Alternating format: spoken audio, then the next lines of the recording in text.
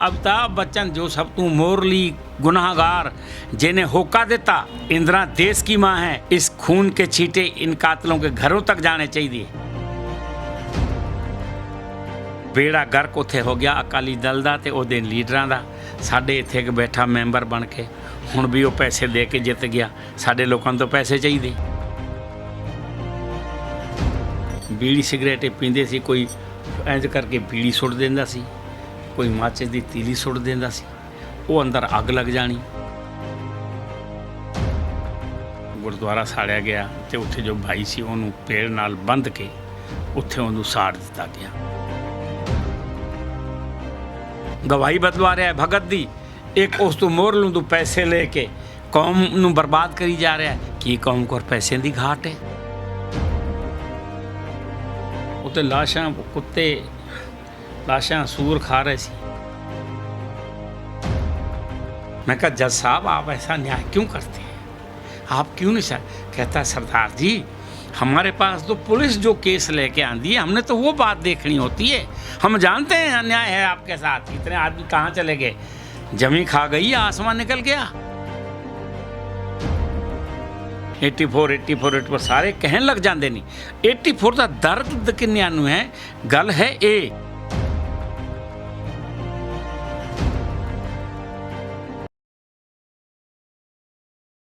सत श्री अकाल जी, तुसीं देख रहे हो RMB ਟੈਲੀਵਿਜ਼ਨ। मैं रतनदीप सिंह ਧਾਲੀਵਾਲ।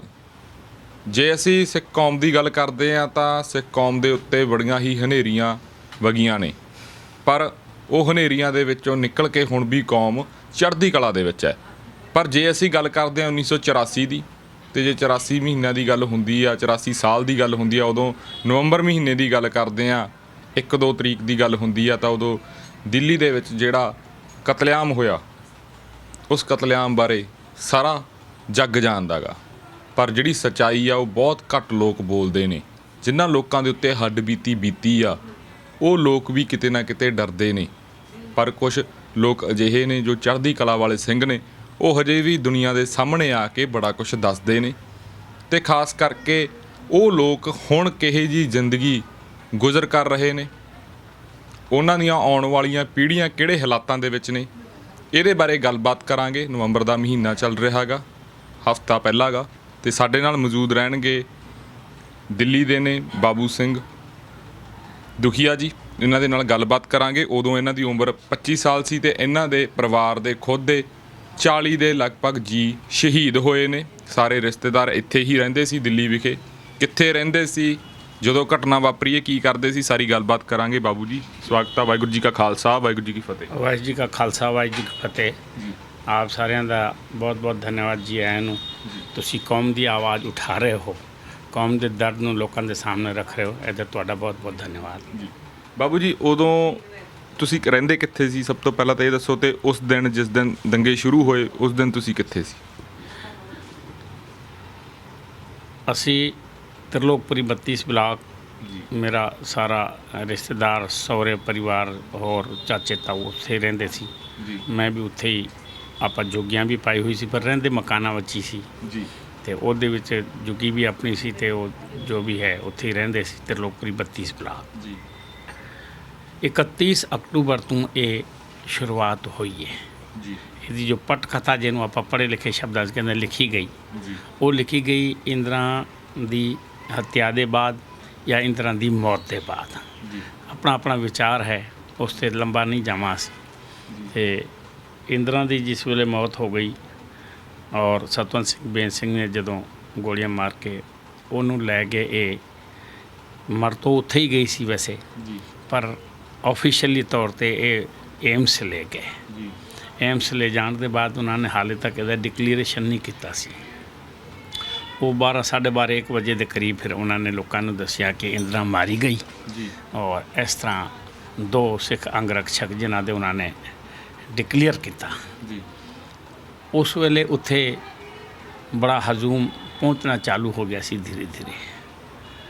मैं भी दौले कुएं तो उतर के अपने त्रिलोकपुरी आ रहा सी, ते वो जिस वेले आटो में बैठे सी, तो क्यों असी आप भी ड्राइवर सी, तो आटो ड्राइवरिंग इत्थे करदा भी सी। मैं वो नज़ारे देखते आए थे, उत्थे देखिया यार बड़ा माहौल गमगीन जा सी ते अज एम्स का नक्शा बदलिया होया है, उस वेले वखरा सी, अब तो पुल पल कई बन गए ने।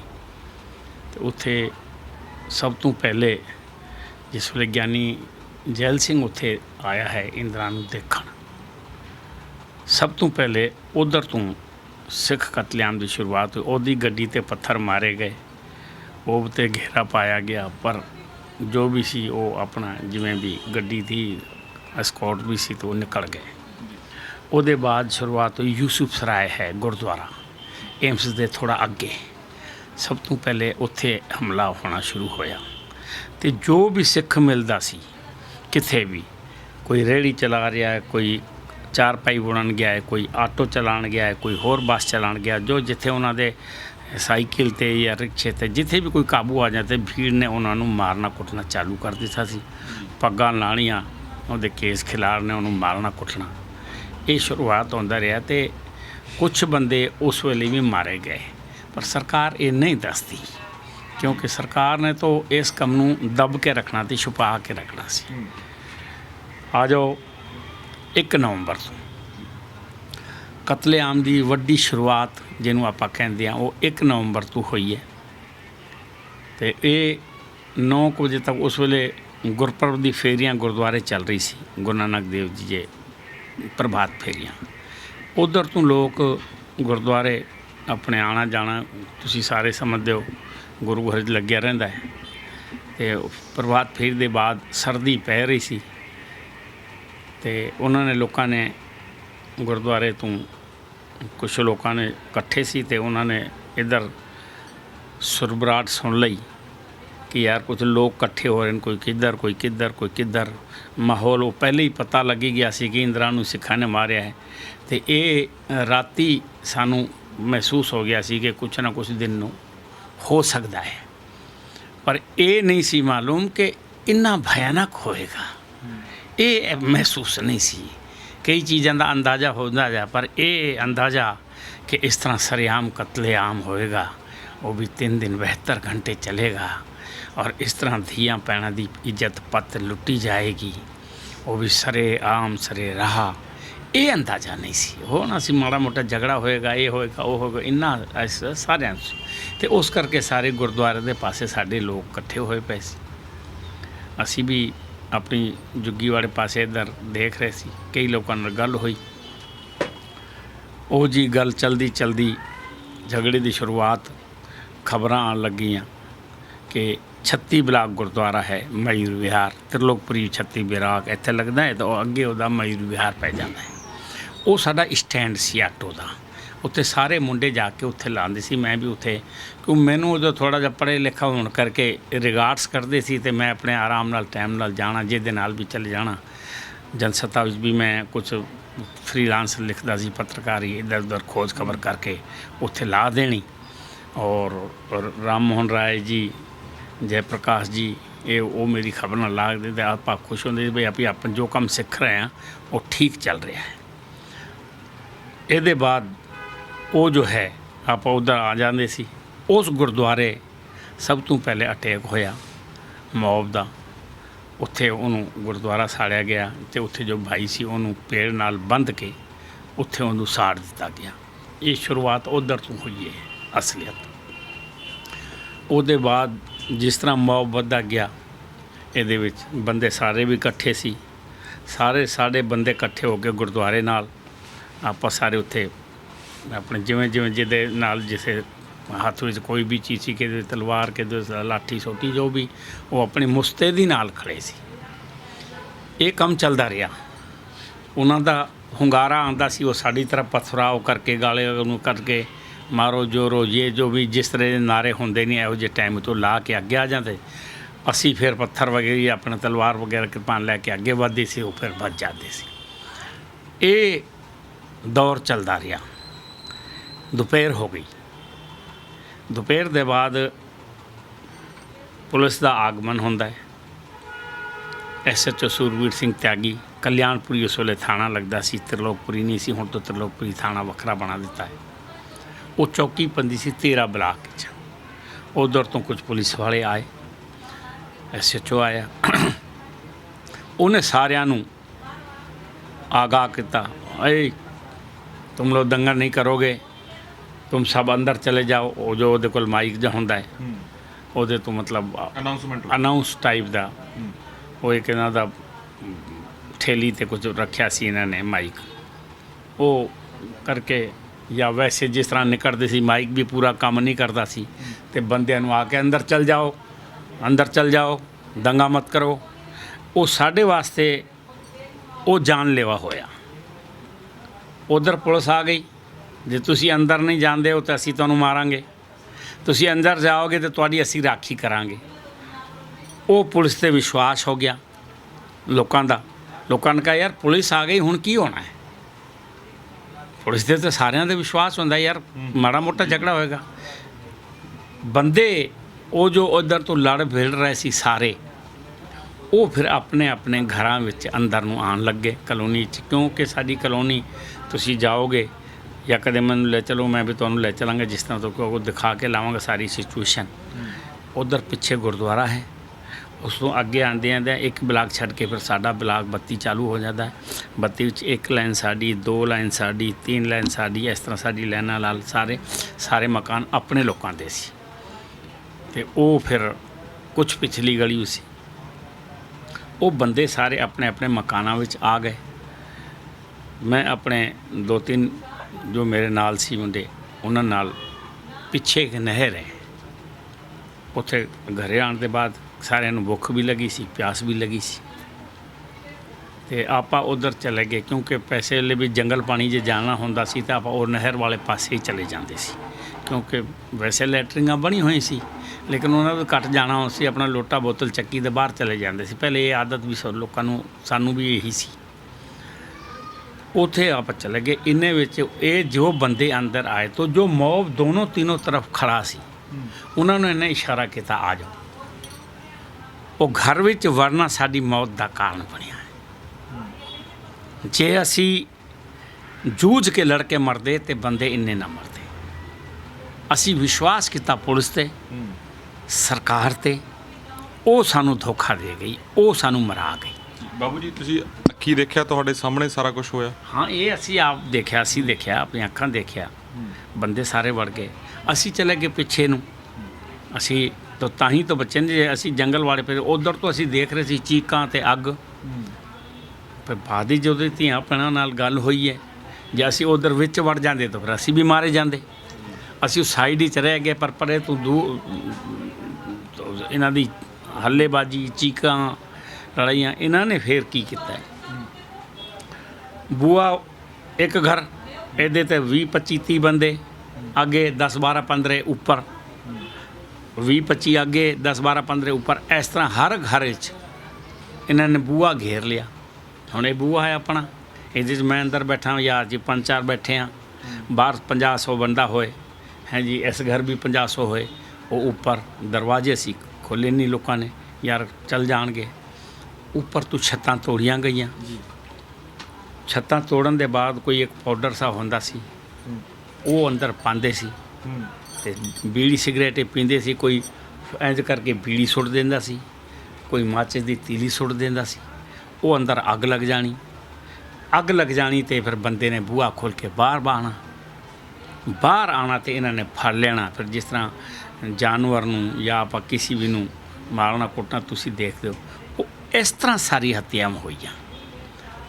ਔਰ ਬੀਬੀਆਂ ਵਿਚਾਰੀ ਹੱਥ ਜੋੜਦੀਆਂ, ਅਰੇ ਭਰਾ ਵੀਰ ਇਹ ਉਹ, ਜਿਸ ਤਰ੍ਹਾਂ ਉਹਨਾਂ ਦੀ ਬੋਲੀ। ਪੰਜਾਬੀ ਵੀ ਆਪਾਂ ਪੂਰੀ ਬੋਲੀ ਨਹੀਂ ਜਾਣਦੇ ਸਾਰੇ ਲੋਕ, ਹਿੰਦੀ ਜ਼ਿਆਦਾ ਬੋਲਦੇ ਸੀ, ਕਿਉਂ ਅਸੀਂ ਰਾਜਸਥਾਨ ਦੇ ਮੂਲ ਰੂਪ ਸੇ ਨਿਵਾਸੀ ਹਾਂ, ਤਾਂ ਉੱਥੇ ਹਿੰਦੀ ਜ਼ਿਆਦਾ ਚੱਲਦੀ ਸੀ। ਹਾਂ, ਗੁਰਸਿੱਖੀ ਹੋਣ ਕਰਕੇ ਮਤਲਬ ਸਿੱਖ ਹੈਗੇ, ਪਰ ਪੰਜਾਬੀ ਨਾਲ ਘੱਟ ਵਾਹ ਪੜਦਾ ਸੀ। ਕੋਈ ਜਾਣਦਾ ਸੀ ਪੰਜਾਬੀ, ਦਿੱਲੀ ਦੀ ਭਾਸ਼ਾ, ਅਤੇ ਉਸ ਕਰਕੇ ਉਹਨਾਂ ਨੂੰ ਹੱਥ ਪੈਰ ਜੋੜਦੇ, ਭਾਈ ਛੋੜ ਦੇ ਮੇਰੇ ਭਾਈ ਵੀਰ ਜੀ, ਇਹ ਮੇਰਾ ਬੇਟਾ ਹੈ, ਇਹ ਹੈ। ਪਰ ਉਸ ਕਿਸੇ ਕਾਤਿਲ ਨੇ ਕਿਸੇ ਦੀ ਮਾਂ ਦੀ, ਧੀ ਦੀ, ਭੈਣ ਦੀ, ਬੇਟੀ ਦੀ, ਕਿਸੇ ਦੀ ਨਹੀਂ ਸੁਣੀ। ਉਹ ਜੋ ਜਿਵੇਂ ਪਿਆ ਉਹਨਾਂ ਦਾ ਉਹ ਕਤਲ ਕਰਦੇ ਚਲੇ ਗਏ। ਇਹ ਹੀ ਸਿਸਟਮ ਜੋ ਕਿਤੇ ਲੁਕਿਆ ਰਹਿ ਗਿਆ, 5 ਬੰਦੇ ਬਾਹਰ ਨਿਕਲ ਗਏ, 1-2 ਬੰਦਾ ਕੋਈ ਟਾਂਟ 'ਤੇ ਲੁਕ ਗਿਆ, ਕੋਈ ਕਿਸੇ ਅਲਮਾਰੀ ਦੇ ਜਾਂ ਪਲੰਗ ਦੇ ਥੱਲੇ ਲੁਕ ਗਿਆ, ਉਹ ਫਿਰ ਰਾਤ ਨੂੰ ਨਿਕਲ ਕੇ ਕਿਵੇਂ ਬਚ ਗਿਆ। ਹਾਂਜੀ, ਵਾੜ ਉਹਨਾਂ ਦੇ ਜੋ ਲੋਕ ਸੀ ਅੰਦਰ ਵੜੇ ਹੋਏ ਸੀ ਇਹ ਕਿਸੇ ਤਰ੍ਹਾਂ ਉਹਨਾਂ ਨੇ ਫਿਰ ਆਪਣੇ ਵਾੜ ਕੱਟੇ, ਕਿਉਂ ਕਈਆਂ ਨੇ ਨਹੀਂ ਕੱਟੇ, ਕਈਆਂ ਨੇ ਕੱਟੇ। ਇਸ ਕਰਕੇ ਯਾਰ ਚਲੋ ਕਿਵੇਂ ਬਚੀਏ, ਫਿਰ ਦੀ ਗੱਲ ਫਿਰ ਦੇਖੀ ਜਾਏਗੀ। ਤੇ ਉਹਨਾਂ ਦੇ ਇੱਕ ਹੀ ਦੂਜੇ ਦੇ ਮਤਲਬ ਜੋ ਹੈ ਨਾ ਕੋਈ ਹੁਣ ਉਹ ਵਾੜ ਕੱਟੇ ਵੀ ਪਛਾਣੇ ਗਏ। ਕਿਵੇਂ ਪਛਾਣੇ ਗਏ? ਜੇ ਕੋਈ ਨਾਈ ਬਾਲ ਸੈੱਟ ਕਰਦਾ ਹੈ ਜਿਹਨੂੰ ਹਜਾਮ ਕਹਿੰਦੇ ਆ, ਉਹ ਕਰਦਾ ਤਰੀਕੇ ਨਾਲ। ਜੇ ਉਹਨਾਂ ਨੇ ਆਪਣੇ ਆਪਣੇ ਵਾਲ ਕੱਟੇ ਤਾਂ ਉਹ ਦਿਖ ਜਾਂਦੇ ਸੀ। ਉਹਨਾਂ ਵਿੱਚ ਵੀ ਤਜਰਬੇਕਾਰ ਕਾतिल ਸੀ ਨਾ। यार ये तो सरदार इसके बाल ठीक नहीं है, पकड़ो साले को मारो, मतलब माँ बहन दी ਧੀਆਂ ਦੀ ਗਾਲਾਂ ਕੱਢਣਾ। ਤੇ ਇਹ ਕੰਮ ਸਾਰਾ ਚੱਲਦਾ ਰਿਹਾ। ਰਾਤ ਨੂੰ ਜੋ ਧੀ ਭੈਣ ਉੱਥੇ ਬਚਾ ਰਹੀ ਸੀ, ਇੰਨੇ ਵਿੱਚ ਪੂਰੀ ਦਿੱਲੀ ਵਿੱਚ ਅੱਗ ਵਾਲਾ ਮਾਹੌਲ। ਅਸੀਂ ਛੁਪ ਕੇ ਪਿੱਛੇ ਝਾਣੀਆਂ ਵੀ ਦੇਖ ਰਹੇ ਸੀ। ਪੂਰੀ ਦਿੱਲੀ ਵਿੱਚ ਕਿਤੇ ਇੱਧਰ ਧੂੰਆਂ ਉੱਠਿਆ, ਕਿਤੇ ਇੱਧਰ ਧੂੰਆਂ ਉੱਠਿਆ। ਉਹਦਾ ਮਤਲਬ ਇਹ ਸੀ ਅਸੀਂ ਮਹਿਸੂਸ ਕਰ ਲਿਆ ਵੀ ਸਾਰੀ ਜਗ੍ਹਾ ਅੱਗਾਂ ਲੱਗੀਆਂ ਹੋਈਆਂ। ਤੇ ਸਾਡੇ ਵਾਲੇ ਘਰ ਤੋਂ ਇਕੱਠੇ ਸੀ, ਸਾਰਿਆਂ ਵਿੱਚ ਅੱਗਾਂ ਹੀ ਸੀ। ਉਹ ਅੱਗਾਂ ਲੱਗਦੀ ਰਹੀਆਂ, ਬੰਦੇ ਮਰਦੇ ਰਹੇ। ਜੋ ਛੁਪ ਗਿਆ ਜਾਂ ਕਿਸੇ ਪੜੋਸੀ ਦੇ ਘਰ ਚਲਾ ਗਿਆ ਉਹ ਵਿਚਾਰਾ ਬਚ ਗਿਆ। ਉਹਦੇ ਵਿੱਚ ਵੀ ਪੜੋਸੀਆਂ ਨੇ ਕਈਆਂ ਨੇ ਮਦਦ ਕੀਤੀ ਹੈ, ਇਹਦੇ ਵਿੱਚ ਕੋਈ ਦੋ ਰਾਏ ਨਹੀਂ ਹੈ। ਲੇਕਿਨ ਜ਼ਿਆਦਾਤਰ ਲੋਕ ਨਹੀਂ ਕਰ ਪਏ। ਇਹਨਾਂ ਨੇ ਫਿਰ ਹੋਕਾ ਦੇਣਾ ਚਾਲੂ ਕਰ ਦਿੱਤਾ, ਜੋ ਸਿੱਖੋਂ ਕੋ ਰੱਖੇਗਾ ਅਸੀਂ ਉਹਨੂੰ ਵੀ ਮਾਰਾਂਗੇ। ਤੇ ਇਸ ਕਰਕੇ ਕਈ ਬੰਦਿਆਂ ਨੇ ਜੋ ਬੰਦੇ ਹੋਰ ਬਚ ਸਕਦੇ ਸੀ तो उन्होंने डर के हाथ जोड़ दिए, भाई देखो अब हम हमारे वस्ती कोई नहीं, तुसी हुण निकल जाओ। इस करके जो है ना वो ये 3 दिन चलता रहा है। 3 दिन के बाद उत्थे मिलटरी आई है।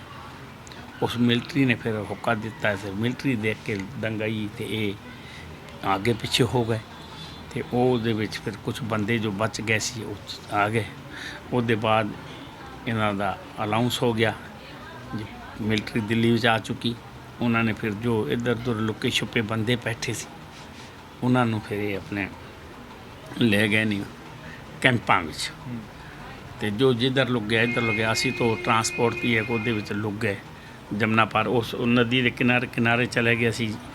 ते वो जो अफसरा बार्डर पैंदा है उत्थे ट्रांसपोर्टां सी सरदारां दी भी दूसरा दी एक ट्रांसपोर्ट जिस वड़ गए। उन्हें कहा आ जा भाई आ जा बह जा, उन्होंने रखा। फिर उसके बाद असी निकल के समझे जी वो ट्रक विच उधर तो वापस आए। वापस आ गए असी उधर तो फिर जो बाहर निकलिया ट्रक उहदे नाल असी एक दुध वाला ट्रक सी, मेरा मित्र प्यारा सी, जानदा सी, वो दुध का टैंकर चलाता सी। मैं उहदे कोल आ गया लुक छुप के, समझे। एक ट्रक आ रहा सी उहदे बह गया, शादीपुर डिपो आ गया। शादीपुर डिपो तो मैं वो मेरा मित्र उत्थे दुध लैके आंदा सी, वो मेरे कोल भी ड्राइवरी करता सी उत्थे शाहजहाँपुर। बाबू जी एक मैनू गल ये दस्सिओ भी उस तो बाद जो तुसी लुके हुए सी, लुक छिप के आए, वापस आपदे हो घरे गए, हालात देखे?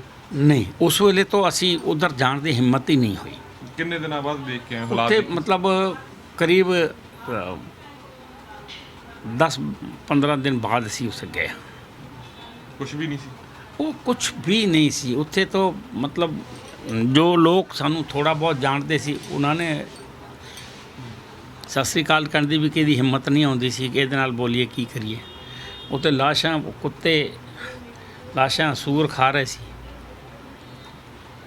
जिस वे दौड़ रहे हुए निकले हैं ना रात नूं तो असीं देखिया पूरी दिल्ली किते लाश पई है, किते साइकिल पई है, किसी का स्कूटर सड़िया पिया है जी। ते बंदे कोई रोड ते मरे पे नहीं, रेलवे लाइन ते कई बंदे मरे पे नहीं। उन्हों का कोई वालिस नहीं, उन्हों का कोई रिकॉर्ड ही नहीं है सरकार को। तो वो बाद असी मैं उधर तो फिर पिंड चला गया क्योंकि वो जान बची सो कहता लाखों पाए। उस वेले जान दी भी लगी होंगी, सारी चीज़ां बंदा भुल जाता है। उस वेले फिर पिंड तो फिर उधर तो मैं 15-20 दिन बाद असी वापस पता लग गया सी भी परिवार दे ने जी शहीद हो। वो तो पता तो उसी दिन लग गया सी क्योंकि जिस वेले फर्श बाजार कैंपस आए सी ना उधर तो पहले कि श्यामलाल कॉलेज कैंप लग्या तो असी सारे बंदे नूं आपां लभदे फिरदे सी और बंदे आए नहीं तो पता लग गया ये तो उहदा फिर मन अपना वो हो गया। तो मैं वो कैंप कुंप ना जाके ना मैं उधर तो फिर ट्रक फड़िया अपना तो मैं आ गया अपने पिंड। उत्थे फिर पिंड रहे, पिंड 10-15-20 दिन बाद या 25 दिन बाद जो है उधर तो वापस आए हाँ जी। एक मैं होर गल जाते जाते लास्ट एक प्रश्न लेना चाहूँगा भी ਉਮੀਦ ਹੈ ਕੋਈ ਇਨਸਾਫ ਮਿਲੂ ਸਿੱਖਾਂ ਨੂੰ। 37 ਸਾਲ ਹੋ ਗਏ ਜਿਹੜੇ ਇੱਥੇ ਵੀ ਵਿਡੋਜ਼ ਕਲੋਨੀ ਦੇ ਨਾਮ ਨਾਲ ਹੁਣ ਜਾਣਿਆ ਜਾਂਦਾ ਗਾ, ਇੱਧਰਲੇ ਪਾਸੇ ਕਲੋਨੀ ਬਣੀ ਵੀ ਆ। ਲੱਗਦਾ ਗਾ ਵੀ ਕੋਈ ਇਨਸਾਫ ਮਿਲੂਗਾ ਉਹਨਾਂ ਔਰਤਾਂ ਨੂੰ ਜਾਂ ਤੁਹਾਡੇ ਵਰਗਿਆਂ ਨੂੰ ਜਿਨ੍ਹਾਂ ਦੇ ਪਰਿਵਾਰ ਸ਼ਹੀਦ ਹੋਏ। ਦੇਖੋ ਜੀ, ਇਨਸਾਫ ਦੀ ਗੱਲ ਉਹਦੇ ਵਿੱਚ ਕਈ ਪੁਆਇੰਟ ਆ ਜਾਂਦੇ ਨੇ। ਇਨਸਾਫ ਦੀ ਲੜਾਈ ਵਾਸਤੇ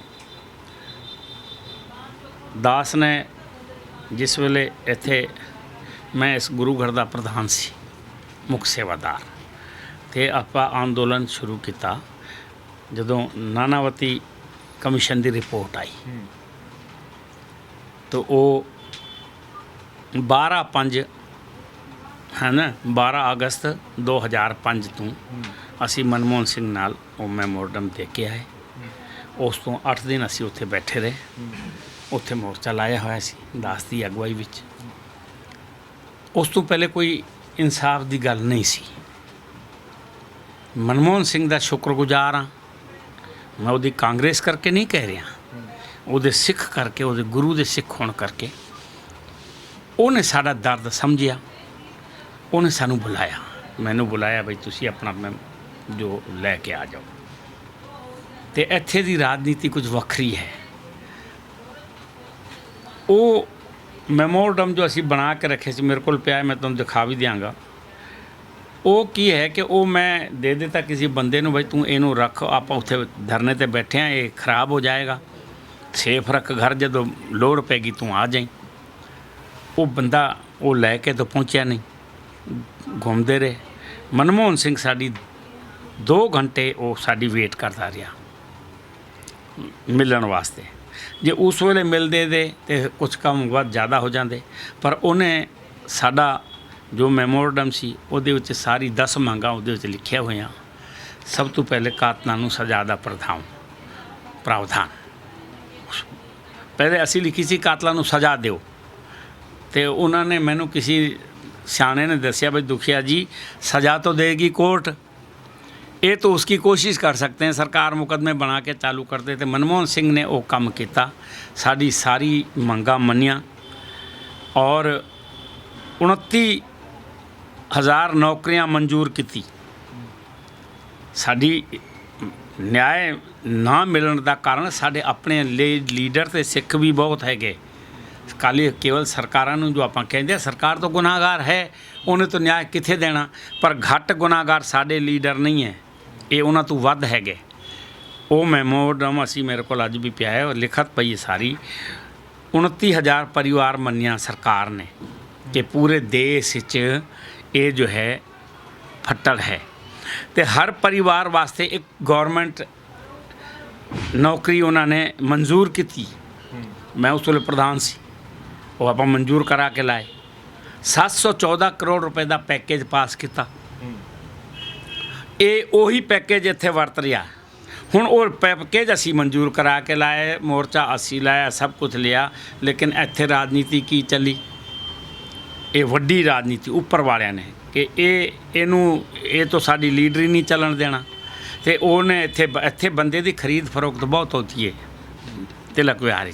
क्यों हर लीडर नूं तिलक विहारी चाहिए है, वो भावें आके वस जाए। तुसी ये कल नूं आके इत्थे क्वार्टर लैके बन जाओ तिलक विहारी, तुहाडा मुੱਲ लग जाएगा। हुण ते तुसी ये तुहाडा काम है कि तुसी अपनी अणख या सिक्खी देखनी है या पैसा देखना है। इत्थे ये हालात ज़्यादा नहीं, इस करके न्याय की जो उम्मीद है वो तो उम्मीद है नहीं। राजनीतिक पहलुआं नूं देख के ये माड़ा मोटा कोई हेर फेर कर जाण तो वो गल है वक्री। दूसरी गल, आपा सारी जिंदगी जिन्ने भी ये आयोग बैठे नहीं इंसाफ की गल की है। कुछ लोग आंदे नहीं, वो आके की करते हैं, इन्हों पैसा दो, इन्हों ठीक है पैसे की लोड़ है, सारे नूं पैसा चंगा लगता है, उन्हों का वसली तरीके नाल होना चाहिए, वो पैसा दी दो। लेकिन असी कहते पहले जस्टिस दो, इंसाफ दो। पर जदों सही गल है कि जिन्ने नेता है ना, ये सारे सरकारां दे गुलाम बने बैठे नहीं, ये सिर्फ अपनी अपनी बाइट देने वास्ते नेता बन के आ जाते हैं। वो 29,000 सिख परिवारों की नौकरियां जो दास मंजूर करा के लिया, सानू तो मारिया इन्होंने चुक के पासे हैं जी। ਤੇ ਨਵੀਂ ਕਹਾਣੀ ਚੱਲ ਦਿੱਤੀ। ਹੁਣ ਕਹਾਣੀ ਜਦੋਂ ਨਵੀਂ ਚਲਾ ਦੇ ਦੇਣ ਨਾ 84 ਸਾਰੇ ਕਹਿਣ ਲੱਗ ਜਾਂਦੇ ਨੇ 84 ਦਾ ਦਰਦ ਕਿੰਨਿਆਂ ਨੂੰ ਹੈ। ਗੱਲ ਹੈ ਇਹ ਦਿਖਾਵਟੀ ਦਰਦ ਇੱਥੇ ਬਹੁਤ ਹੈ। ਜੋ ਜਿਨ੍ਹਾਂ ਨੂੰ ਦਰਦ ਉਹਨਾਂ ਨੂੰ ਹੈ, ਜਿਨ੍ਹਾਂ ਦਾ ਪੁੱਤਰ ਗਿਆ ਹੈ ਉਹਨੂੰ ਦਰਦ ਹੈ, ਜਿਹਦਾ ਭਰਾ ਗਿਆ ਉਹਨੂੰ ਦਰਦ ਹੈ, ਜਿਹਦਾ ਪਤੀ ਗਿਆ ਉਹਨੂੰ ਦਰਦ ਹੈ। ਲੇਕਿਨ ਜੋ ਨਾਲ ਬੰਦੇ ਚਿੰਬੜ ਗਏ ਨਾ ਸਾਡੇ, ਉਹਨਾਂ ਨੇ ਸਾਡੇ ਦਰਦ ਨੂੰ ਆਪਣਾ ਦਰਦ ਬਣਾ ਕੇ ਵੇਚਣਾ ਸ਼ੁਰੂ ਕਰ ਦਿੱਤਾ ਹੈ। ਇਹ ਜੀ ਤੁਸੀਂ ਇਹਦੀ ਇਹ ਮਦਦ ਕਰੋ, ਇਹਨੂੰ ਇਹ ਕਰੋ, ਮਤਲਬ ਉਹ ਧੰਦਾਬਾਜ਼ੀ ਚਾਲੂ ਹੋ ਗਈ ਜਿਸ ਤਰ੍ਹਾਂ ਅੱਜ ਕੱਲ੍ਹ ਸੋਸ਼ਲ ਮੀਡੀਆ 'ਤੇ ਚੱਲ ਰਿਹਾ ਹੈ। ਬਾਕੀ ਇਨਸਾਫ ਦੀ ਗੱਲ ਹੋਏ ਤਾਂ ਉੱਥੇ ਕੋਈ ਬੰਦਾ ਨਹੀਂ ਖੜਦਾ। ਤੁਸੀਂ ਅੱਜ ਵੀ ਦੇਖਿਆ ਕੀ ਹਾਲ ਹੈ। ਜੇ ਆਪਾਂ ਕੋਈ ਇਨਸਾਫ ਦੀ ਗੱਲ ਵਾਸਤੇ ਇਕੱਠੇ ਹੋਏ ਹਾਂ ਤਾਂ ਤੁਸੀਂ ਅੱਖੀਂ ਦੇਖਿਆ ਹੈ। ਇਸ ਕਰਕੇ ਇਨਸਾਫ ਦੀ ਗੱਲ ਹੈ, ਇਨਸਾਫ ਮਿਲਣਾ ਚਾਹੀਦਾ। ਆਪਾਂ ਸ਼ੁਰੂਆਤ ਕੀਤਾ ਸੀ 2007 ਤੋਂ, ਜਿਸ ਵੇਲੇ ਇਹ ਸਜ਼ਾਵਾਂ ਚਾਲੂ ਹੋਈਆਂ। ਇਹ ਸਜ਼ਾ ਕਿਵੇਂ ਮਿਲੀ ਉਹ ਵੀ ਮੈਂ ਤੁਹਾਨੂੰ 2 ਮਿੰਟ ਦੱਸ ਦਿਆਂ। ਬੀਬੀ ਜਗਦੀਸ਼ ਕੌਰ ਦੇ ਬਿਆਨ ਹੋਏ ਜੀ। ਆਪਾਂ ਇੱਧਰ ਤੋਂ ਜਿੰਨੇ ਬੰਦਿਆਂ ਦੇ ਬਿਆਨ ਹੋਣੇ ਸੀ ਉਹ ਸ਼ੁਰੂਆਤ ਕੀਤੀ। ਇੱਧਰ ਤੋਂ ਮੈਂ ਬੱਸਾਂ ਭਰ ਕੇ ਲੈ ਜਾਣਾ ਸੀ, 5 ਬੱਸ 7 ਬੱਸ 8 ਬੱਸ ਸਾਰੇ ਬੰਦਿਆਂ ਦੀ। ਉਹ ਕੜਕੜਡੂਮਾ ਕੋਟ ਅਸੀਂ ਜਾ ਕੇ ਮੈਂ ਜੱਜ ਦੇ ਕਮਰੇ ਚਲਾ ਜਾਂਦਾ ਸੀ। ਮੇਰੇ ਨਾਲ ਪੀਰ ਮੁਹੰਮਦ ਜੀ ਵੀ ਹੁੰਦੇ ਸੀ, ਮਨਸ਼ਾ ਸਿੰਘ ਵੀ ਮੁਖੀਆ ਜੀ ਵੀ ਹੁੰਦੇ ਸੀ, ਇੰਦਰ ਸਿੰਘ ਵੀ ਹੁੰਦੇ ਸੀ, ਭਾਈ ਮੋਹਨ ਸਿੰਘ ਉਹ ਹੁਣ ਚਾਮਰੋ ਦਾ ਚਲੇ ਗਏ, ਉਹ ਵੀ ਮੇਰੇ ਨਾਲ ਹੁੰਦੇ ਸੀ। ਸਾਡਾ ਸਾਥੀ ਸਾਰੇ ਸੀ ਹੈ, ਦੂਜੇ ਭਾਈ ਸਾਹਿਬ ਜੀ ਮੋਹਨ ਸਿੰਘ ਜੀ ਉਹ ਹੈ ਜੀ। ਇਹ ਆਪਾਂ ਸਾਰੀ ਟੀਮ ਉੱਥੇ ਜਾਂਦੀ ਸੀ। ਆਪਾਂ ਕੋਰਟ ਵਿੱਚ ਵੀ ਜਾ ਕੇ ਬਹਿ ਜਾਣਾ, ਉਹਨਾਂ ਦੇ ਨਾਲ ਸਪੋਰਟ ਕਰਨੀ ਅਤੇ ਬਾਹਰ ਮੁਜ਼ਾਹਰਾ ਕਰਨਾ। ਹਰ ਤਰੀਕ 'ਤੇ ਮੁਜ਼ਾਹਰਾ ਕੀਤਾ ਹੈ। ਮੈਨੂੰ ਕਈ ਕਹਿਣ ਲੱਗੇ ਯਾਰ ਇਹਨਾਂ ਨੂੰ, ਇੱਕ ਵਾਰੀ ਉਹ ਮੈਂ ਉਹਦੇ ਕੋਲ ਪੁੱਛ ਲਿਆ ਜੱਜ ਕੋਲ, ਬਈ ਤੁਸੀਂ ਇਹਨਾਂ ਨੂੰ ਸਜ਼ਾਵਾਂ ਕਿਉਂ ਨਹੀਂ ਦਿੰਦੇ ਹੋ। ਉਹ ਜੱਜ ਨੇ ਇੱਕ ਗੱਲ बड़ी ਵਧੀਆ के कहता देखो जी सरदार जी, हमारे सामने तो जो पुलिस केस लाती है हम तो उसके ऊपर बात कर सकते हैं, जानते तो हम भी हैं कि आपके साथ अन्याय हुआ है। वो जज ने मैंने की किया, मैं उन्होंने पै गया। वो जानता सी रोजी ना तरीक़ा ते आता है। मैं कहा जज साहब आप ऐसा न्याय क्यों करते हैं, आप क्यों नहीं सर। कहता सरदार जी हमारे पास तो पुलिस जो केस लेके आती है हमने तो वो बात देखनी होती है। हम जानते हैं अन्याय है आपके साथ, इतने आदमी कहाँ चले गए, जमी खा गई आसमान निकल गया। लेकिन असी की करे सन तो जो पुलिस केस बना के देंदी है वो ਆਪਾਂ ਉਹਦੇ 'ਤੇ ਕਿ ਡਿਸਕਸ਼ਨ ਕਰਨੀ ਹੁੰਦੀ ਹੈ। ਉਹਦੇ ਵਿੱਚ ਇਹ ਕੁਝ ਬਣਦਾ ਕੋਈ ਨਹੀਂ ਤੇ ਅਸੀਂ ਇਹਨਾਂ ਨੂੰ ਛੱਡ ਦਿੰਦੇ ਆ। ਕਈ ਜੱਜ ਵਿਕ ਵੀ ਗਏ ਆਰੀਅਨ ਜੈਸੇ। ਉਹ ਇੱਕ ਜੱਜ ਦਾ ਤਾਂ ਹਾਲ ਇਹ ਸੀ, ਉਹਦਾ ਨਾ ਮੈਨੂੰ ਆ ਰਿਹਾ ਹੈ ਤੇ ਪਰ ਉਹ SS ਬਲ ਜੱਜ ਸੀ। ਜਦੋਂ ਅਸੀਂ ਗਵਾਹੀ ਵਿੱਚ ਜਾਣੀ ਸੀ ਨਾ, ਹੁਣ ਬੇਟੀ ਬੈਠੀ ਮੈਨੂੰ ਚੰਗਾ ਨਹੀਂ ਲੱਗਦਾ, ਹੈ ਕੁੱਤੇ आ गया गवाही देने, बड़े आदमी को बदनाम करने। ये जज कहता है, जज की कुर्सी ते बह के कहता है तो इंसाफ किवें मिले। ये तो गुरु ने कृपा की। शिवनारायण धींगना जज आया, उन्हें भगत नूं जेल भेजिया, पर बेड़ा गर्क उत्थे हो गया अकाली दल दा ते उहदे लीडरां दा। साडे इत्थे एक बैठा मैंबर बन के हुण भी वो पैसे दे के जित गया। साडे लोकां नूं तो पैसे चाहिए, ਕੰਮ ਤੇ ਇਨਸਾਨੀਅਤ ਸੱਚਾਈ ਚਾਹੀਦੀ ਨਹੀਂ ਹੈ, ਕਿਉਂ ਜ਼ਿਆਦਾ ਲੋਕ ਤਾਂ ਵਸਲੀ ਆਏ ਹੋਏ ਬਾਹਰ ਦੇ ਨਾ। ਉਹ ਆਤਮਾ ਸਿੰਘ ਲਬਾਣਾ ਨੇ ਸਤਨਾਮੀ ਬਾਈ ਦੇ ਬਿਆਨ ਬਦਲਵਾ ਦਿੱਤੇ, ਜਿਸ ਦੇ ਬਿਆਨ ਵਿੱਚ ਉਹ ਜੇਲ੍ਹ ਭੇਜ ਰਿਹਾ ਹੈ ਭਗਤ ਨੂੰ, ਉਹ ਸਭ ਤੋਂ ਵੱਡਾ ਕਾਤਿਲ ਹੈ ਜੀ। ਅਤੇ ਉਹਨੂੰ ਇਹਨੇ ਉਹ ਗਵਾਹੀ ਬਦਲਾ ਦਿੱਤੀ। ਅਕਾਲੀ ਦਲ ਉਹਦਾ ਆਕਾ ਹੈ, ਹਰ ਵਾਰੀ ਉਹਨੂੰ ਟਿਕਟ ਦਿੰਦਾ ਹੈ, ਉਹਨੂੰ ਪੈਸੇ ਦਿੰਦਾ ਹੈ, ਉਹਨੂੰ ਜਿੱਤਾਂਦਾ। ਕਿਉਂ ਇਹਨਾਂ ਨੂੰ ਇੱਕ ਬੰਦਾ ਚਾਹੀਦਾ ਹੁੰਦਾ ਹੈ ਕਿ ਉੱਥੇ ਦਾ ਕੋਈ ਬੰਦਾ ਇਹੋ ਜਿਹਾ ਹੋਏ ਜੋ ਆਪਾਂ ਆਪਣੀ ਰਾਜਨੀਤੀ ਚਲਾਉਂਦੇ ਰਹੀਏ। ਹੁਣ ਦੇਖੋ ਸਭ ਤੋਂ ਵੱਡਾ ਜੋ ਮੋਹਰੀ ਕਾਤਿਲ ਹੈ 120 ਦਾ ਆਪਾਂ ਕੇਰ ਸਿੰਘ ਤੇ ਲਾਈ ਨਾ 120 ਉਹਨੇ ਕੋਈ ਕਤਲ ਤਾਂ ਨਹੀਂ ਕੀਤਾ। ਮੈਂ ਕਈ ਵਾਰੀ ਉੱਥੇ ਗੱਲ ਕਹਿ ਚੁੱਕਿਆ ਆਪਣੇ ਭਾਸ਼ਣਾਂ ਵਿੱਚ। ਮੈਂ ਸਾਰੀ ਜ਼ਿੰਦਗੀ ਮੇਰੀ ਉਹਦੇ ਵਿੱਚ ਲੰਘ ਗਈ, पूरी ज़िंदगी बर्बाद हो गई, पूरी ट्रांसपोर्ट बर्बाद हो गई। अज रोटी के धक्के खा रहे हैं। अज मेरे ऐसा अख नाल कुछ नहीं दिख रहा, ये अख काम कर रही है, पर आप इन्ने भी मतलब समर्थ नहीं रहे कि यदा ऑपरेशन करिए 10-20-50 हज़ार लाइए अपने इधर उधर जो कर्जा कुर्जा लैके अपनी बीमारी ठीक करावांगे। पर कहने का मेरा मतलब ये है वीर जी कि सारी जिंदगी ला दी, पूरे ट्रांसपोर्ट बर्बाद हो गई मेरी। हुण भी चार गड्डियां सी, 4 ट्रक सी, चारों विक गए उन्होंने धरना के चक्कर च, क्योंकि ड्राइवरों ने खा जाना, कुछ पुलिस ने खा जाना, कुछ फाइनेंसर ने फड़ लेना, किस्तां देण दे बाद फड़ लेना। मेरे पिछ तो सरकार इस तरह पई है कि मेरी एक मिसाल लेंदा तो लोगों को पता लग जाता ये दुखिया की कर रहा है। तो वो मेरा कहने का मतलब अमिताभ बच्चन जो सब तू मोरली गुनाहगार जिन्हें होका देता, ये इंदिरा देश की माँ है, इस खून के छींटे इन कातलों के घरों तक जाने चाहिए। उसके बाद एक कतलेआम शुरू होया का उन्होंने लामबंद होना एक इशारा किया सारे कांग्रेसियों को कि इंदिरा केवल राजीव की माँ नहीं, ये देश की माँ है, इस खून के छींटे इन कातलों के घरों तक पहुँचने चाहिए। जो वो ये बोल रहा है तो ਉਹਦੇ ਕੋਲ ਆਪਾਂ ਕਰੋੜਾਂ रुपए लैके हैं जी कई बार ਉਹਦੇ नाम का हॉस्पिटल बनाई जा रहे हैं, ਉਹਦੇ ਕੋਲ पैसे ले जा रहे हैं। तो एक देखो उधर एक बंदा गवाही बदलवा रहा है भगत दी, एक उस तो मोर लूँ तो पैसे लेके कौम नू बर्बाद करी जा रहा है। कि कौम को पैसे की घाट है?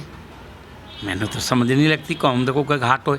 ठीक है, कोई किसी को 1 रुपया भी नहीं देता अपने पल्ले का, लेकिन गुरु के नाँ से सिख दे अपना सब कुछ निछावर करने वास्ते तैयार है। मैं उस दिन भी इन्होंने कहा सी भाई वो कोल जो पैसे लेनी साढ़े कोल है ना, अजकल एक किडनी 10, 15, 20 लाख रुपए की विक जाती है। मेरे को 40 बंदियां की लिस्ट सी, 40 बंदे तैयार सी, असी अपना सारा शरीर वेचण वास्ते तैयार हैं। इस हरामखोर दे कंजर दे पैसे मोड़ो। लेकिन ये किहड़ी सिक्खी है? अज वो प्रधानी वास्ते लड़ते फिरन, बाकी गल्लां सारी खत्म है। इस करके साडे न्याय ना मिलण च साडे लीडर ज़्यादा जिम्मेदार हैगे वीर जी, ज़्यादा जिम्मेदार हैगे। पब्लिक है इन्होंने तो इन्हों साढ़े लोगों में ही अद्धे लोगों तो इन्होंने बेवकूफ़ बनाया हुआ है।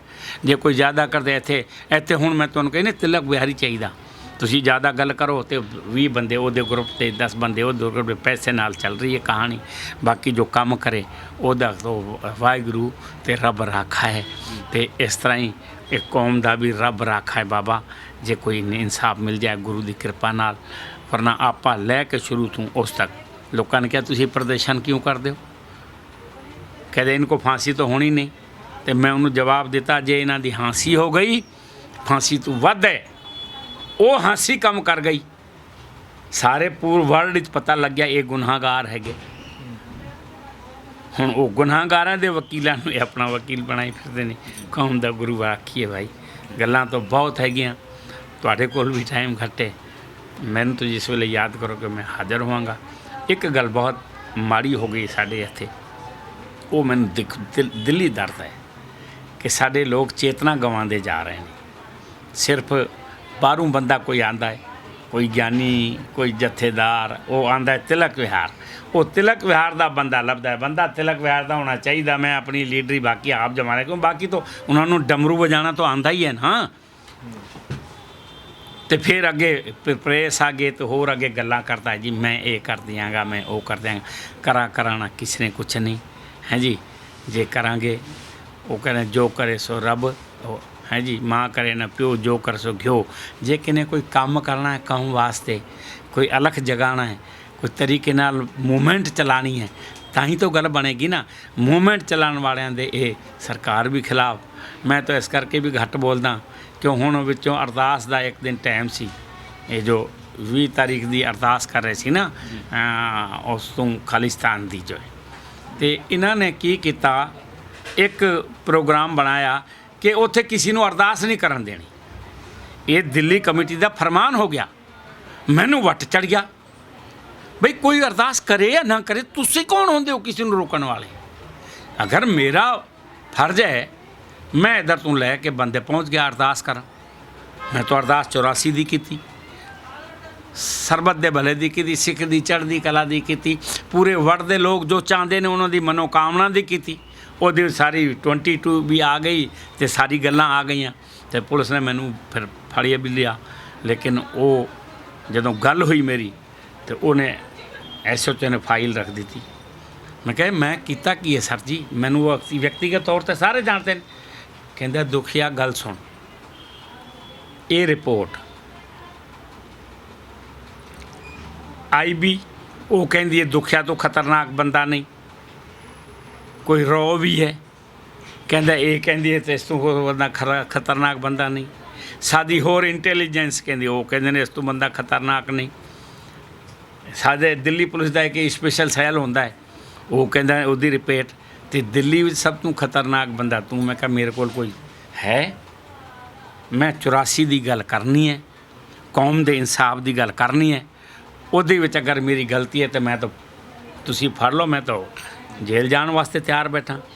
ਬਾਕੀ ਤਾਂ ਮੇਰਾ ਕੋਈ ਹੋਰ ਲੈਣਾ ਦੇਣਾ ਹੈ ਨਾ। ਕੁਛ ਗੱਲ ਸਾਨੂੰ ਵੀ ਟਰੈਕ ਦੇਖ ਕੇ ਗੱਲ ਕਰਨੀ ਪੈਂਦੀ ਹੈ, ਤੁਸੀਂ ਆਪ ਸਿਆਣੇ ਹੋ। ਬਾਕੀ ਮੈਂ 84 ਦੀ ਗੱਲ ਉੱਥੇ ਕਰਾਂਗਾ, ਸਾਰੀ ਜ਼ਿੰਦਗੀ ਕਰਾਂਗਾ। ਬਾਕੀ ਤੁਸੀਂ ਫੜਨਾ ਹੈ ਤਾਂ ਫੜ ਲਿਓ। ਉਹਨੇ ਫਿਰ ਮਤਲਬ ਉਹਨੇ ਕਿਹਾ ਭਾਈ ਠੀਕ ਹੈ ਯਾਰ ਤੁਸੀਂ ਇਹ ਮਤਲਬ ਉਹਨੇ ਮੈਨੇ ਇੱਕ ਇਸ਼ਾਰਾ ਕੀਤਾ ਯਾਰ ਤੂੰ ਜ਼ਿਆਦਾ ਨਾ ਬੋਲਿਆ ਕਰ, ਕੋਈ ਤੇਰੇ ਨਾਲ ਨਹੀਂ। ਇਹ ਬੰਦੇ ਅਸੀਂ ਕਿਉਂ ਨਹੀਂ? ਮੈਂ ਤਾਂ ਸਮਝਦਾ ਕਿ ਜਦੋਂ ਬੰਦਿਆਂ ਨੇ ਬੰਦੇ ਖਰੀਦੇ ਹੋਏ ਨਹੀਂ, ਉਹਨਾਂ ਨੇ ਕੰਮ ਕਰਨ ਵਾਲੇ ਬੰਦੇ ਦੀ ਤਾਂ ਕੋਈ ਗੱਲ ਕਰਨੀ ਨਹੀਂ, ਤੇ ਉਹੀ ਬੰਦੇ ਉੱਥੇ ਜਾ ਕੇ ਪੁਲਿਸ ਦੇ ਮੁਖਬਰ ਬਣ ਜਾਂਦੇ ਨੇ। ਨਿਆਂ ਕਿੱਧਰ ਤੋਂ ਮਿਲੇ, ਜਸਟਿਸ ਕਿੱਧਰ ਤੋਂ ਚਲੇ? ਤੇ ਇਸ ਕਰਕੇ ਆਪਾਂ ਹਾਂ ਉਡੀਕ ਜ਼ਰੂਰ ਹੈ, ਉਸ 'ਤੇ ਭਰੋਸਾ ਹੈ ਉਹ ਮਾਲਿਕ ਨੇ। ਕੋਈ ਨਾ ਕੋਈ ਇਹੋ ਜਿਹੀ ਕਲਾ ਵਾਹਿਗੁਰੂ ਜੀ ਦੀ ਵਰਤੇ ਵਾਲੀ ਗੱਲ ਜੇ ਹੋ ਗਈ ਤੇ ਨਿਆਂ ਜਾਏਗਾ ਮਿਲ। ਵਰਨਾ ਭਾਈ ਆਪਾਂ ਤਾਂ ਲੜੀ ਜਾ ਰਹੇ ਹਾਂ, ਸੰਘਰਸ਼ ਕਰੀ ਜਾ ਰਹੇ ਹਾਂ, ਅੱਗੇ ਗੁਰੂ ਮਾਲਕ ਹੈ। ਧੰਨਵਾਦ ਜੀ, ਸਮਾਂ ਦਿੱਤਾ। ਵਾਹਿਗੁਰੂ ਜੀ ਕੀ ਫਤਿਹ।